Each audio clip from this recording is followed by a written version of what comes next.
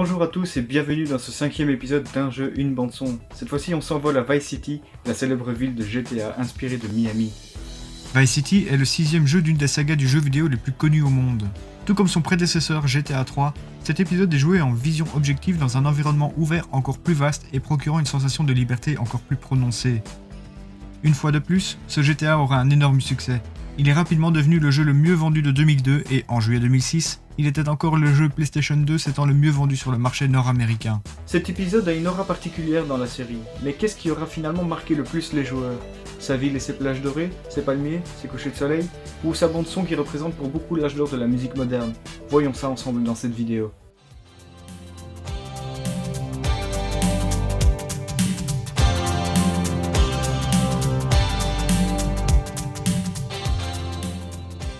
Rockstar emmène le joueur à Vice City pour raconter l'histoire de Tommy Vercetti, un ancien homme de main des parrains de la mafia de Liberty City, la ville inspirée de New York dans la série.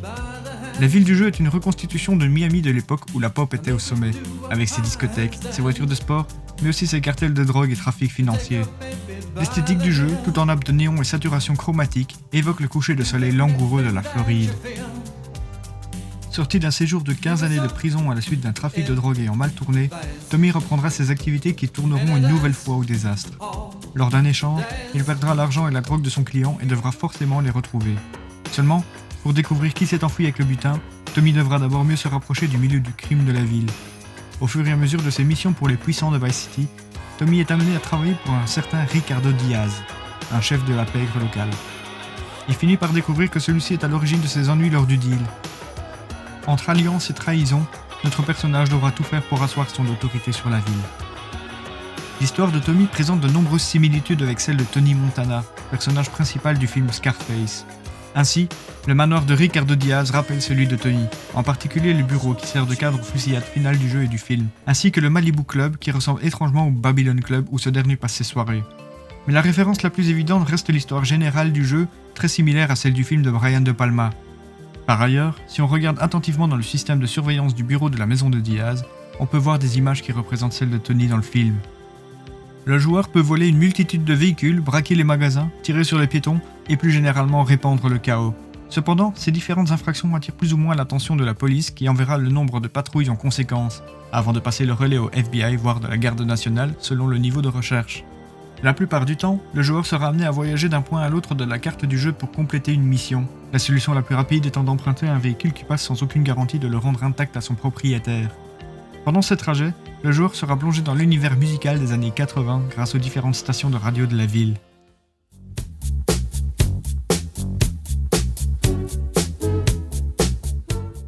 Faire résonner un des tubes les plus connus du roi de la pop d'entrée de jeu n'a rien d'anodin.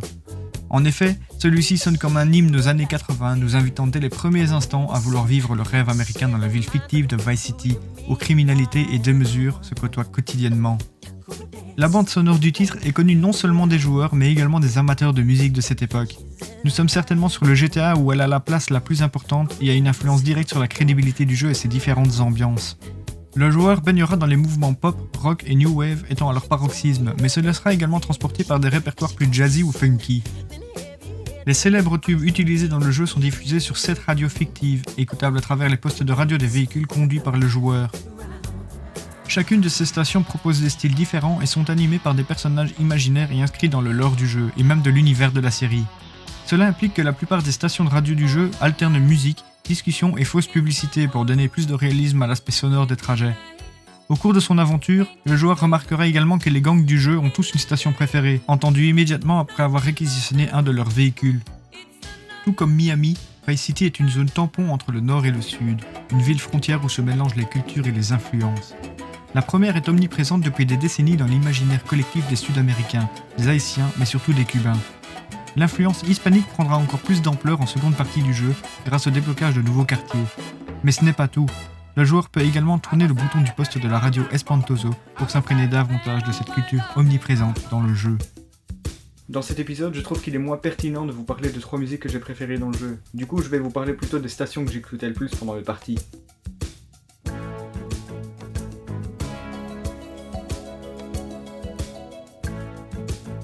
C'est certainement la radio qui tournait le plus pendant mes parties, rien que dans l'espoir de retomber sur Michael Jackson.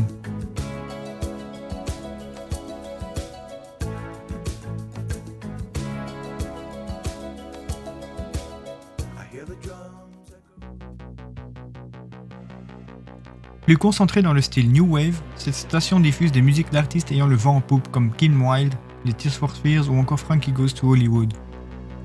Ce qui est assez sympa, c'est que son nom est inspiré d'une radio locale située à Dundee en Écosse, le lieu où Rockstar North a été créé.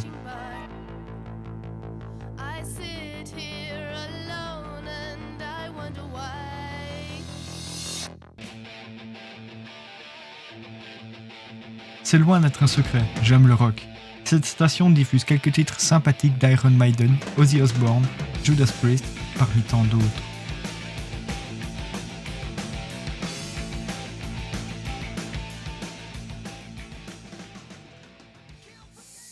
Nous arrivons à la fin de ce 5e épisode d'un jeu une bande son. J'espère qu'il vous aura plu et que ce petit retour dans les années 80 vous aura fait du bien. Si vous avez aimé la vidéo, n'hésitez pas à lâcher le petit like et à vous abonner à la chaîne pour ne louper aucun des épisodes. Rejoignez-moi également sur les réseaux sociaux comme Facebook, Twitter, Instagram et même mon Discord. Je vous mets tous les liens comme d'habitude en description. Je vous souhaite à tous de bons moments en musique et je vous dis à la prochaine.